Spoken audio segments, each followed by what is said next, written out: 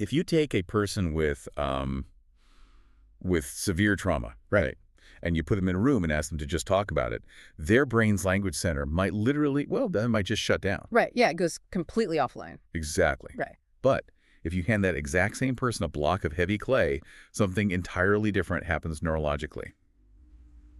Welcome to this deep dive into why art therapy.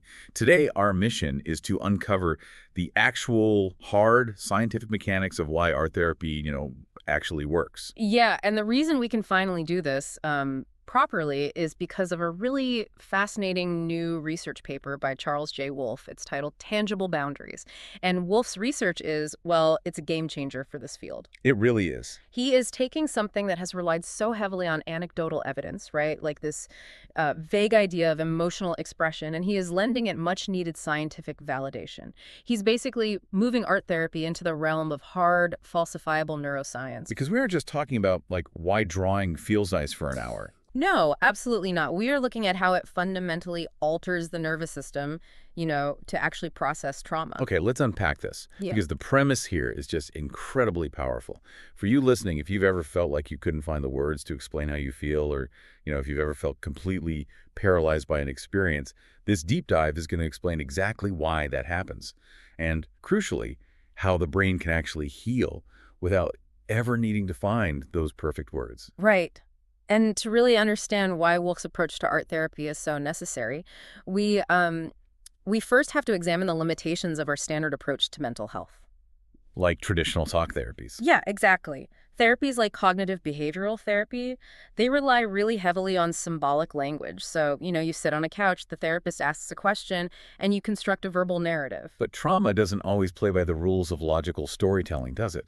It rarely does, honestly. Trauma fundamentally disrupts our capacity to regulate our physical and emotional arousal. Wolfe explains that trauma often causes what he calls an affective overload. Affective meaning emotional. Right, yeah. Everyone has what psychologists call a window of tolerance.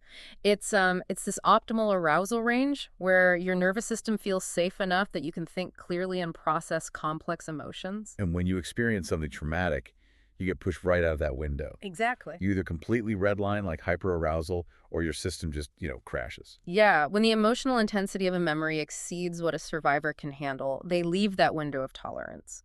They might experience hyperarousal, which looks like panic, a racing heart, severe agitation, or they might swing the totally opposite way into dissociation. Just numbness. Numbness, feeling completely disconnected from their body. And here is the critical neurobiological reality that Wolfe emphasizes. Trauma memories are often encoded in our sensorimotor and perceptual networks. Wait, so they're stored as raw physical sensations? Yes, exactly. Sensations, smells, fragmented visual images. They are not neatly filed away in the declarative verbal systems of the brain. So when a therapist asks, how did that experience make you feel, the brain might literally not have the vocabulary connected to that specific memory. Right. It's not that the patient is being stubborn, The biological bridge between the memory and the language center simply isn't there. Wolfe actually points out a condition called alexithymia, which is incredibly common in people with complex trauma. Alexithymia. Yeah. If we break the word down from its Greek roots, it literally means no words for emotions. It is the neurological inability to identify or verbalize your internal state. Wow. So if your therapy relies entirely on words and the survivor has a hard neurological barrier to verbalizing what they feel, therapy just hits a wall. It's like trying to open a massive corrupted video file on an old computer using just a basic text editor. That is exactly what it's like. The system just freezes. You can't read the code, you can't see the video, and if you keep clicking and forcing it, the whole computer just crashes. What's fascinating here is that the system freeze isn't just a metaphor, it is a measurable physiological reality. Really, a physical reality. Yes. Without first modulating this physiological arousal, the survivor is literally neurologically constrained from processing the trauma. The amygdala, the brain's fear center, is sounding the alarm so loudly that the prefrontal cortex, the logical, language-producing, organizing part of the brain, it essentially goes offline. You just can't access it. You cannot talk your way through a memory if your brain firmly believes you are in current mortal danger. Okay, logically this makes sense. The system is frozen. So how do we bypass that text editor? Like, how do we actually process that corrupted video file without crashing the computer? Well, Wolf outlines a core mechanism in the paper to solve this exact problem. He calls it embodied externalization. Embodied externalization. Right. It involves taking the internal, chaotic, traumatic content and externalizing it by creating a stable, manipulable visual artifact. So we are talking about the physical act of making something. Yes. A painting, a clay sculpture, a structured drawing. I want to push back on this slightly, just for clarity. When we talk about externalizing our feelings, my first thought goes straight to journaling. And writing in a journal is physical, right? You are holding a pen, moving it across the paper, feeling the friction. Why does Wolf argue that making a painting or a clay sculpture is fundamentally different from just writing down a narrative in a diary? That's a great question. The distinction lies in the neural networks being recruited. Writing a narrative is still a form of symbolic externalization. It relies on those intact language skills, and it predominantly activates top-down neural networks. Hold on, let's make sure we're clear on that. Top-down versus bottom-up. Top-down means thinking first like, the brain conceptualizes an idea and then dictates instructions down to the body. Yes, exactly. Top-down processing starts in the higher cognitive centers, like the prefrontal cortex. You have to think of the word, conceptualize the grammar of the sentence, and then write it out. But as we established, that prefrontal cortex might be completely offline if you are outside your window of tolerance. Which means the top-down approach is completely jammed. It's totally jammed. Yeah. Creating visual art, however, engages bottom-up sensorimotor systems. So bottom-up means starting with raw physical sensations in the body and moving those signals up into the brain. Exactly. When you are sculpting clay, you are recruiting fine motor planning, visual spatial perception, and tactile feedback. Your hands are feeling the resistance of the material. Your eyes are tracking the shapes. This gives the survivor a somatic or bodily handle on the trauma. Oh, wow. It anchors their attention in the physical present and modulates their nervous system's arousal directly, bypassing the need for complex language entirely. That is brilliant. It's like you were giving the brain a back door to express the memory using the exact same raw sensory language the memory was originally stored in. Yeah, you aren't forcing the brain to translate a terrifying feeling into an English word. You are translating a feeling into a jagged shape, or Yeah. a rough texture, or a dark color. And because you are using your body to do it, you are actively moving that pent-up fight-or-flight energy out of your nervous system and into the object. All right, so the physical act gets the bottom-up system working, the hands are moving. But what is the actual psychological benefit of the thing you just made? Yeah. Because Wolf's paper doesn't just focus on the movement, right? It focuses heavily on the stability of the artifact itself. You've got this lump of clay sitting on the table now. What does that do? Well, the persistence of the object is where the real therapeutic work happens over time. Wolf explains that the artifact creates a tangible boundary. Think about what happens when you have a traumatic memory. It feels like it's entirely inside you. It feels overwhelming, limitless, all-consuming. Yeah, like it takes over everything. Right. By externalizing it into a physical object, you create representational distance. You pull it out of your own head and put it into the physical space in front of you. You can physically step back from it. Exactly. You can look at the representation of the trauma without being immediately flooded with the emotion of it. And because the object is stable and persistent, unlike a spoken word that vanishes into the air the second you say it, it allows for what Wolf calls iterative engagement. Iterative engagement, meaning you can keep coming back to it over and over. The survivor can return to that same sculpture or painting across multiple sessions. They can change its form, paint over it, add new layers to it, or even completely destroy it. That sounds incredibly empowering. It is. It gives them a profound sense of agency and mastery over the traumatic material. They are no longer passively reliving a terrifying memory. They are actively, physically shaping its representation. Furthermore, the intensely focused act of making this object induces a flow state. Like the concept originally described by the psychologist Mihaly Csikszentmihalyi. Yes, exactly. Oh, flow state. That feeling when you are so deeply absorbed in a task that you completely lose track of time, the outside world just fades away. Entering a flow state in a therapeutic context is incredibly powerful. When you are in flow, you experience something called transient hypofrontality. Basically, the inner critic in your brain goes quiet. You lose that hypervigilant self-consciousness. Right. And flow promotes parasympathetic recovery. Parasympathetic recovery, meaning the body's rest and digest braking system, pulling you out of that constant fight-or-flight mode. That's the one. It actively reduces rumination and intrusive thoughts because all of your brain's attentional resources are anchored on the physical task in front of you. It provides a cognitive and emotional safe space where the nervous system can finally hit the brakes. Here's where it gets really interesting. It's like taking a terrifying invisible ghost that is haunting your mind, and you use your own hands to wrestle it into a tangible block of clay. I love that analogy. And then you place that block of clay on a shelf in a heavy wooden box. You can look at the box from across the room, you can walk away from it, you can open it up, or you can smash to pieces.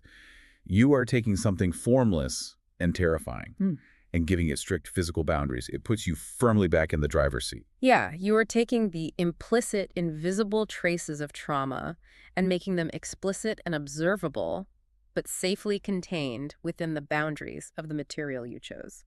I love that ghost analogy because it just feels so empowering. You take control. Oh. But looking through Will's paper, he is very clear that giving someone a lump of clay and putting them in an isolated room doesn't equal therapy. No, absolutely not. You can't just do this alone in your basement and call it a clinical intervention. The environment matters just as much as the material. It does. Wolf introduces a framework he calls triadic co-witnessed engagement. The triad. Right. The triad consists of the self, the constructed object, and the witness, which is usually the therapist or, in some group settings, a peer. Wait, if I am highly traumatized, having a therapist sit there and just watch me while I aggressively mold clay sounds incredibly stressful. Making art about your trauma is a raw, messy process. Having an audience feels like a microscope, not a safe space. Why do I need someone watching me do it? Because trauma is profoundly isolating, and human nervous systems are biologically designed to regulate in the presence of other safe humans. Okay, so we need that connection. We do. The therapist provides what Wolf calls relational containment and social regulation, but their role in art therapy is very specific, and it addresses that exact fear of being under a microscope. Crucially, the therapist is not there to interpret the art. They aren't acting as an art critic, and they aren't trying to decode secret psychological meanings. So they aren't looking over your shoulder saying, oh, I see you painted a black cloud. That clearly means you have unresolved anger. No, not at all. Their non-directive presence simply signals safety. As humans, we constantly scan our environment for social cues, right? Right. Having a calm, grounded person sitting with you while you engage with distressing material helps calibrate your own threat perception. And the artwork acts as a vital buffer. A buffer between you and the therapist. Exactly. Think about traditional talk therapy. You are sitting face-to-face with a therapist, making direct eye contact while trying to discuss your deepest, most shameful pain can feel overwhelmingly vulnerable. Staring someone in the eyes while you are terrified is incredibly confrontational for the nervous system. It can actually trigger a biological threat response. Face-to-face engagement can simply be too much pressure, too much direct social exposure for someone outside their window of tolerance. But in art therapy, the geometry of the room shifts. Yes. You are side by side. You and the therapist are both looking at the object. You aren't staring at each other. And this specific triangulation creates a massive shift in autonomic arousal.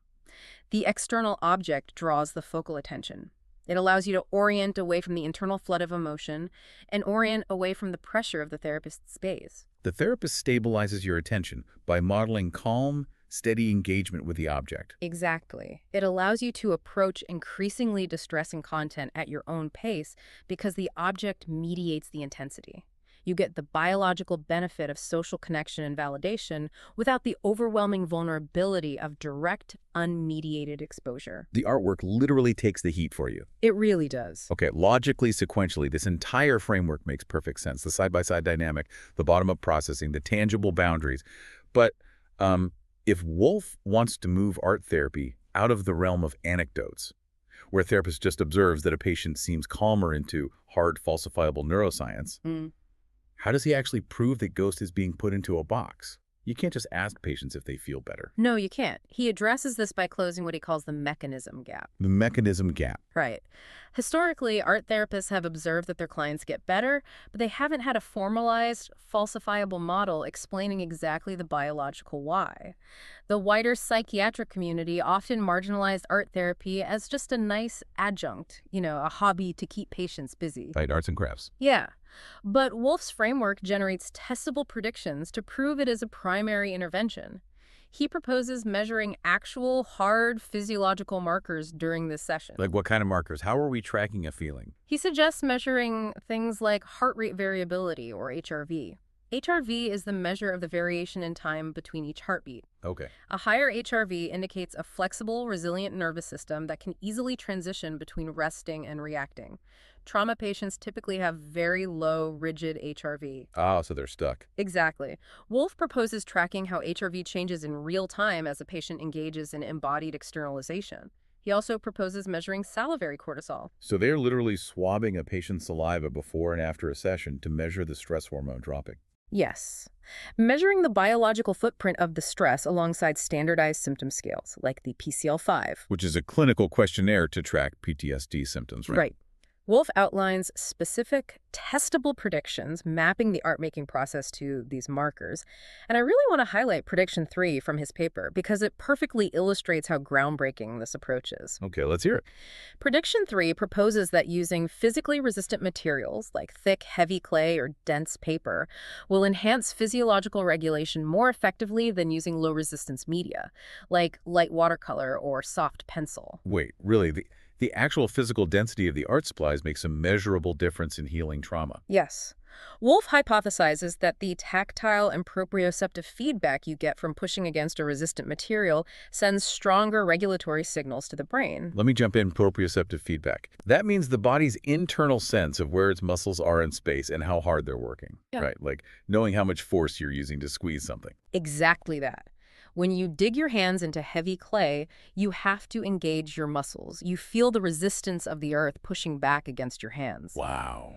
That physical effort provides somatic scaffolding. It demands your body's attention and anchors you in the present moment, which lowers your heart rate and your cortisol levels much more effectively than, say, lightly brushing watercolor onto a page, which requires very little physical exertion. Going back to the ghost analogy, it's the difference between trying to trap the ghost with a wet tissue versus wrestling it into a heavy wooden box. Exactly. Your body literally needs to feel the physical exertion to know that it is successfully containing the threat. The resistance proves to your nervous system that you are strong enough to hold it. And if we connect this to the bigger picture, this kind of falsifiable validation changes everything for the field. How so? Well, it gives practitioners a hard scientific rationale for every decision they make in a room. It dictates their material choice. When a patient is hyper-aroused, you hand them clay to ground them. If they are rigid and stuck, you might hand them watercolor to promote fluidity. Oh, that makes so much sense. It dictates session structure and how interventions are sequenced. It proves that art therapy is a powerful, standalone neurobiological tool.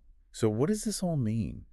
When we look at everything Charles J. Wolfe has laid out in tangible boundaries, it synthesizes into a deeply empowering message.